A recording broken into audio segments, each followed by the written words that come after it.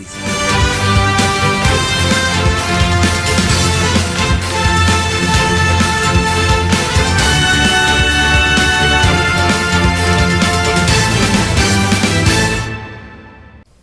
Tradicionalmente los Estados Unidos ha tenido la delantera en términos económicos y en donde la mayoría de los países de América Latina y del resto del mundo se auxilian y se trasladan a buscar fuentes de empleo.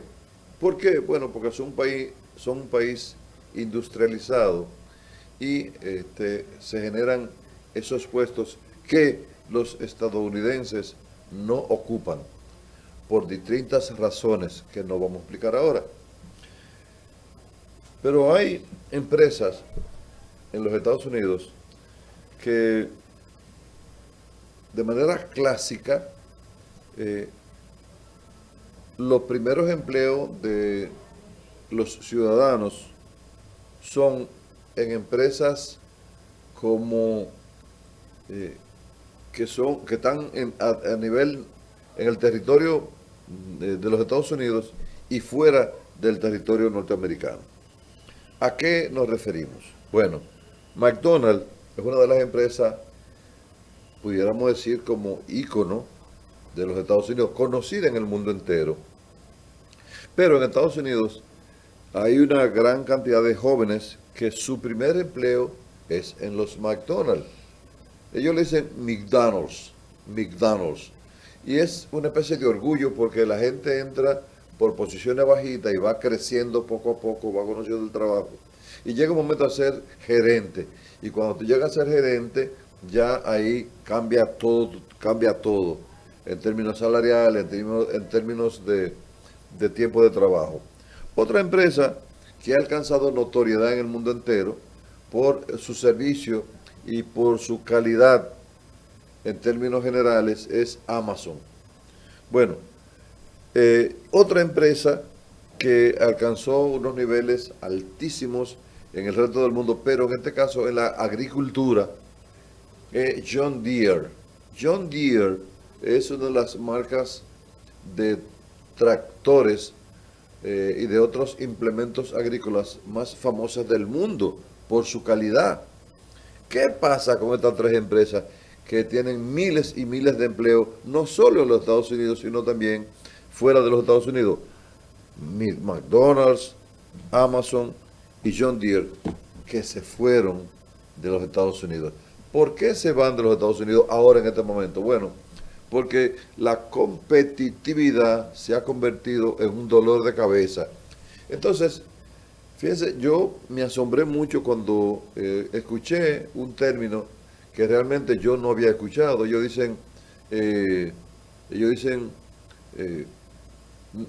no dijeron disminuir la pérdida.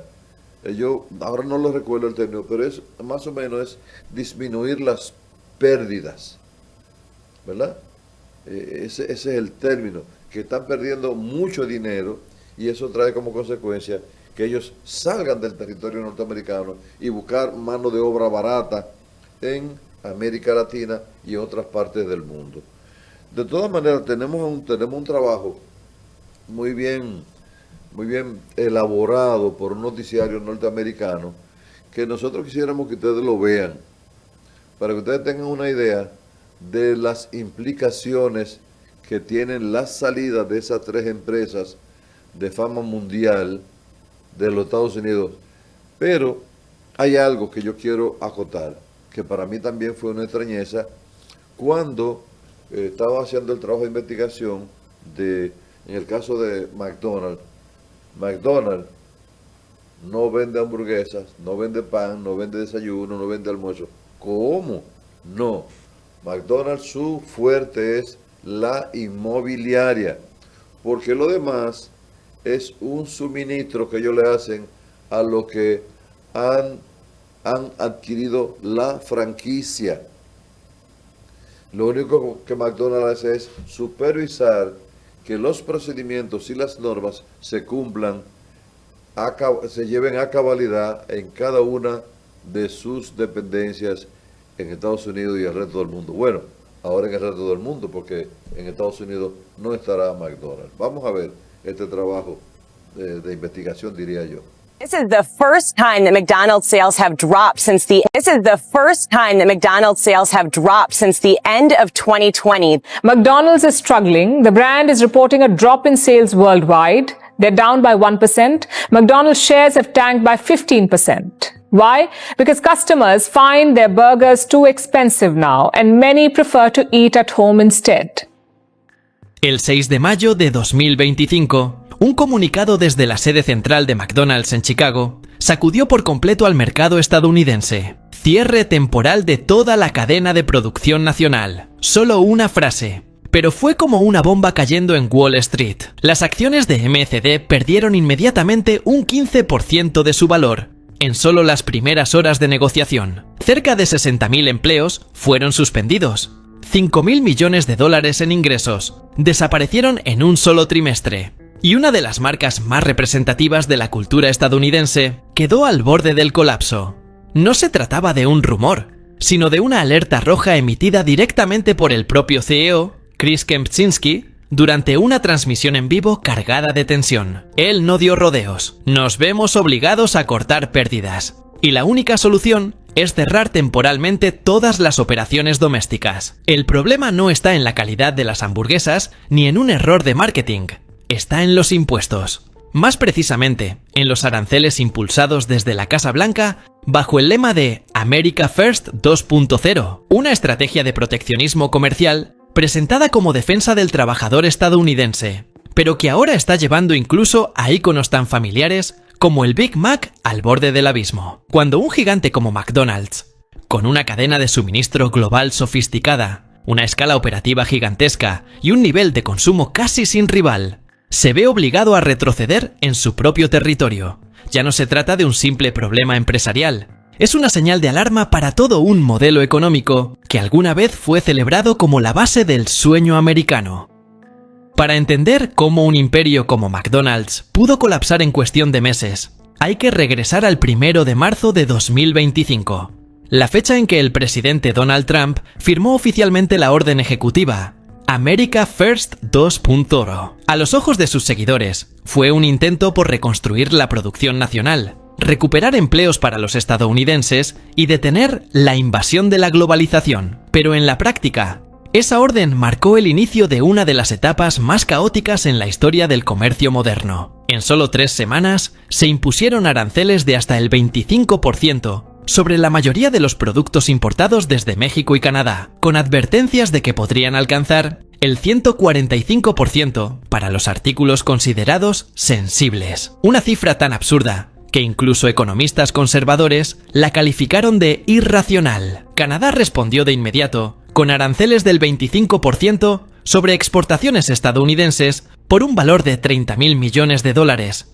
afectando productos como carne de res, quesos y vinos de alta gama. Bruselas no se quedó atrás. La Unión Europea lanzó un paquete de represalias valorado en 28.000 millones de dólares, prohibiendo la importación de una amplia gama de productos agrícolas y carnes rojas provenientes de EU. En menos de un mes, la cadena de suministro global que McDonald's había construido durante décadas comenzó a resquebrajarse. Cerca del 70% de su carne de res provenía de Canadá, un país con excelente calidad y costos logísticos insuperables. Las papas congeladas venían de los Países Bajos, el queso de Francia, los envases de plástico y papel de México. Todo eso pasó a ser considerado productos grabados, y todo el sistema de producción bajo el modelo justo a tiempo, just in time, columna vertebral del funcionamiento de McDonald's, recibió un golpe letal. En menos de 90 días, empezó a desmoronarse tramo por tramo, como una fila de fichas de dominó que nadie pudo detener. En cuanto la cadena de suministro global comenzó a colapsar, las consecuencias financieras se hicieron visibles rápidamente en cada Big Mac, el ícono por excelencia de la comida rápida estadounidense. El precio de la carne molida en Estados Unidos se disparó un 43% en comparación con 2020, debido a la reducción del ganado canadiense provocada por la oleada de aranceles de represalia. Cada porción de carne ahora cuesta varios centavos más, Pero, al multiplicarlo por miles de millones de unidades vendidas al año, los costos se acumulan como una montaña. La empresa Lamb Weston, principal proveedora de más de 3,3 mil millones de porciones de papas fritas al año, admitió que se vio obligada a subir su precio promedio, un 23%, para compensar el transporte y los impuestos aduanales. El resultado, su volumen de producción cayó un 8% en el primer trimestre de 2025. Y eso es solo la punta del iceberg. Envases de papel, vasos de plástico, productos que antes parecían triviales, se convirtieron de pronto en puntos críticos. Todos están sujetos a aranceles de importación desde China y México, encareciéndose hasta en un 50%. En un menú de $1, basado en márgenes de ganancia extremadamente delgados, cualquier aumento de costo por encima del 10% convierte inmediatamente la operación en una pérdida. El índice de precios mayoristas de alimentos en EE.UU ahora es un 35% más alto que antes de la pandemia, lo que significa que, incluso antes de que una hamburguesa llegue al mostrador, McDonald's ya está perdiendo dinero. Las ventas nacionales en los restaurantes de EE.EU cayeron un 3,6%, la baja más severa desde la crisis de 2020, aunque la compañía lanzó múltiples combos promocionales, con los costos operativos duplicando el ritmo de crecimiento de ingresos. Cada intento de agregar valor no hizo más que echarle gasolina al fuego. McDonald's ya no es el campeón de los precios bajos, sino un gigante que se desangra desde dentro. Ante una presión que ya resultaba insoportable, la junta directiva de McDonald's activó un plan sin precedentes en la historia de la marca, Golden Arch Exit, una retirada estratégica de su propio país de origen. 6 plantas procesadoras en Estados Unidos fueron inmediatamente incluidas en la lista de cierre. En su lugar, toda la operación de producción fue reubicada hacia 2 destinos principales, Vietnam y Brasil. No se trató de una decisión experimental, sino de un esfuerzo de supervivencia para mantener el modelo de precios bajos en un mundo cada vez más caro y plagado de barreras arancelarias. En Brasil, el conglomerado JBS, un gigante en la industria de procesamiento de carne, se comprometió a invertir $100 millones para construir 2 complejos dedicados exclusivamente al procesamiento de carne de res, cerdo y pollo para McDonald's. Al mismo tiempo, Vietnam fue elegido como centro de empaquetado y operación de la nueva cadena de suministro, gracias a sus bajos costos laborales, rapidez en trámites administrativos y, sobre todo, una red de tratados comerciales favorables con Estados Unidos, Asia y Europa. Este plan fue meticulosamente diseñado, evita los aranceles del programa America First 2.0 y, al mismo tiempo, crea una ventaja competitiva a largo plazo, pero viene con un precio. Durante más de 50 años, McDonald's ha operado bajo un modelo de frescura en 7 días, es decir, desde el procesamiento del ingrediente hasta su servicio, no debe pasar más de una semana. El traslado de operaciones a Asia Sudoriental y Sudamérica implica mayores tiempos de transporte y mayores riesgos. Clima, retrasos marítimos, interrupciones en la cadena de frío, demoras aduanales. Cada eslabón que se retrase unas horas podría hacer que un cargamento entero tenga que ser destruido. Cuando ya no se puede garantizar la calidad, el verdadero costo no es solo económico, es la reputación global que McDonald's ha construido durante casi un siglo. Las consecuencias del Golden Arch Exit se esparcieron rápidamente como una mancha de aceite. Desde las plantas cerradas en Ohio, Iowa y Texas, decenas de miles de trabajadores perdieron su empleo de la noche a la mañana. Según datos del Departamento de Trabajo de EE.UU, solo en el primer trimestre de 2025, más de 24.000 empleados del sector de procesamiento de alimentos fueron despedidos o vieron reducidas sus horas laborales, un aumento del 18% en comparación con el mismo periodo del año anterior. Pero el temblor no se detuvo ahí. El 5 de mayo, la Federación de Transportistas Teamsters, que representa a cientos de miles de conductores y trabajadores logísticos, emitió un comunicado exigiendo una huelga nacional si Washington no aprobaba un paquete de emergencia para el desempleo. Esta advertencia no fue un simple bluff. Apenas unas semanas antes, UPS había despedido a 20.000 empleados y cerrado 73 centros debido al desplome de pedidos de Amazon, una consecuencia directa del caos en la cadena de suministro y de los aranceles. Cuando los trabajadores tomaron las calles, el frente legal no tardó en activarse. El 28 de mayo, la Asociación de Franquiciatarios de McDonald's, que agrupa a más de 1.200 restaurantes en todo Estados Unidos, presentó una demanda colectiva ante la Corte del Distrito Norte de Illinois. En la denuncia se afirma que los costos de los insumos han aumentado en promedio un 40% desde que se implementaron las nuevas políticas arancelarias, mientras McDonald's se vio obligado a mantener los precios para no perder clientes, lo que generó pérdidas de casi $1 por cada hamburguesa vendida.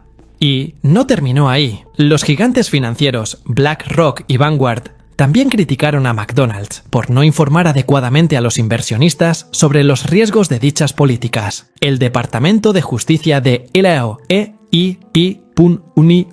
inició una investigación por posible violación de la ley Warren, al despedir masivamente sin notificación previa, desde los tribunales hasta las calles, desde los trabajadores hasta los accionistas.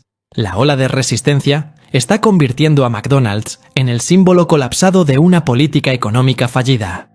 De haber sido un ícono dorado del capitalismo estadounidense, McDonald's se ha convertido ahora en el epicentro del pánico en los mercados financieros.